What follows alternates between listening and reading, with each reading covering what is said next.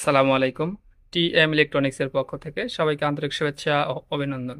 আমি আপনাদেরকে আজকে যেটা দেখাচ্ছি এটা হচ্ছে এমপিপিটি সুডার কোম্পানির একটা ইনভার্টার, যেটা সোলার থেকে ইউজ করতে পারবেন, ব্যাটারি থেকেও বিদ্যুৎ তৈরি করতে পারবেন। চলুন এর ফ্যাসিলিটিগুলো আমরা একটু দেখে আসি। প্যাকেটটা খুলতে এরকম সুন্দর গর্জিয়াস ডিজাইনের একটা ইনভার্টার পাবেন।